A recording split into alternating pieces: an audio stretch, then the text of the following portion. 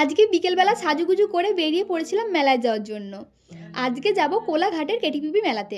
আর এদিকে তো বরাবরের মতো আমার জন্য অপেক্ষা করেছিল মিস্টার সেন। তো চলো এখন দুজনে মিলে দুগ্গা দুগ্গা বলে রওনা দিই।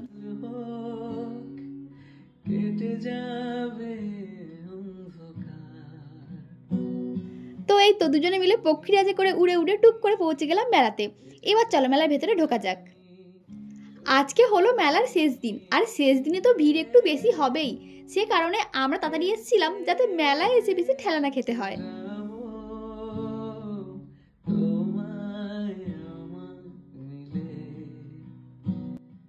আর এদিকে দেখো, সব মেয়েদের মতো আমিও মেলাতে ঢুকেই প্রথমে দাঁড়িয়ে পড়লাম কানের দুলের দোকানে।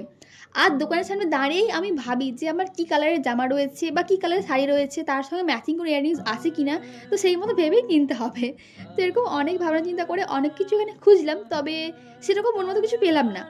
তাই ওই দোকানে বেশি সময় নষ্ট না করে বেরিয়ে পড়লাম অন্য দোকানে অন্য কিছু খোঁজার জন্য। মেলায় ঘুরতে ঘুরতে হঠাৎ করে একটা দোকানে একটা জিনিস দেখতে পেয়ে তো আমি ভারী খুশি হয়ে গেলাম। আর কি সেই খুশির জিনিস, দাঁড়াও দেখাচ্ছি একটু পরে।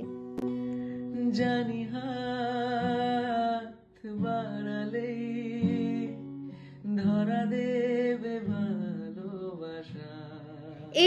এই হলো সেই খুশির জিনিসটা, ভীষণ সুন্দর আর ভীষণ কিউট দেখতে একটা পুচকি কড়াই। আর এই কড়াইটা আমি নিলাম আমার সেই পুচকি উনুনে রান্না করার জন্য।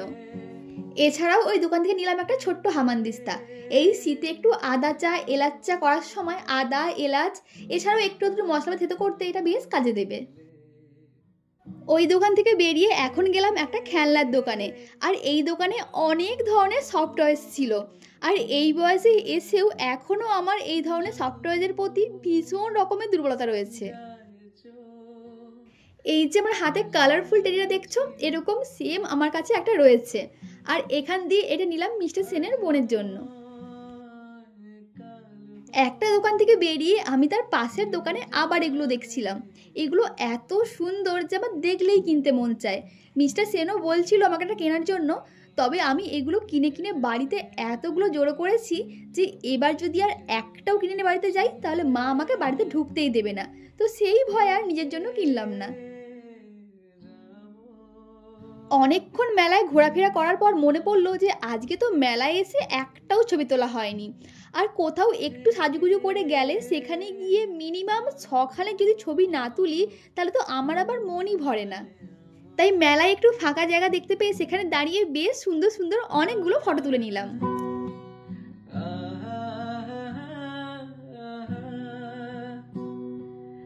দাঁড়িয়ে দাঁড়িয়ে প্রায় 6খানেক ছবি তুলে নিয়েছি। এরপর একটা বসার জায়গা দেখতে পেয়ে সেখানে চলে গেলাম বসে বসে কয়েকটা ছবি তোলার জন্য।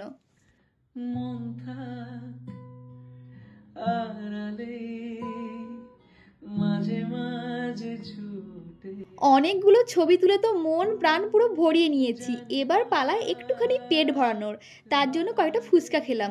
আর এখানে ফুচকার সাইজগুলো আমার মুখের থেকে প্রায় 2 গুণ বড় ছিল।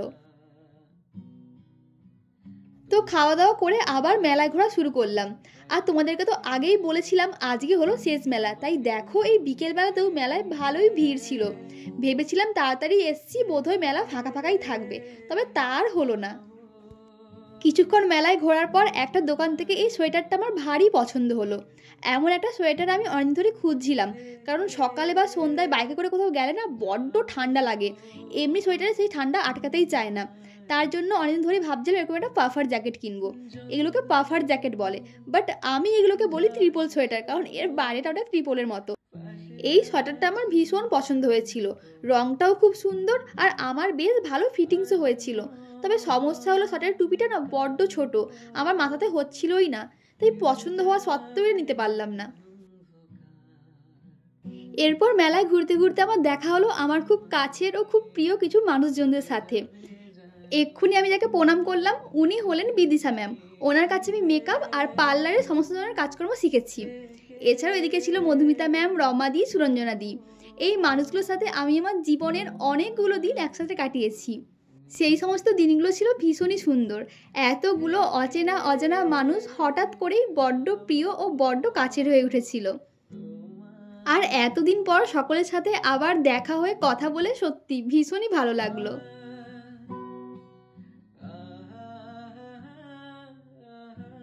এরপর একটা কানের দুলের দোকান থেকে পছন্দ করে দুটো কানের দুল নিলাম। সেই বিকেল থেকে মেলায় অনেক ঘোরাঘুরি হলো, এবার পালা একটু খাওয়া দাওয়া করার। তাই এখান থেকে নিলাম পাপড়ি চাট। আর পাপড়ি চাট কিন্তু আমার অন্যতম এক প্রিয় খাবার। এরপর আবার চলে গেলাম একটা সোয়েটার দোকানে। তোমাদেরকে তো একটু আগেই বললাম যে আমার একটা ট্রিপল সোয়েটার কেনার ইচ্ছা রয়েছে। তো এই দোকানে গিয়ে আমার আবার এই সোয়েটারটা ভারী পছন্দ হয়ে গেল।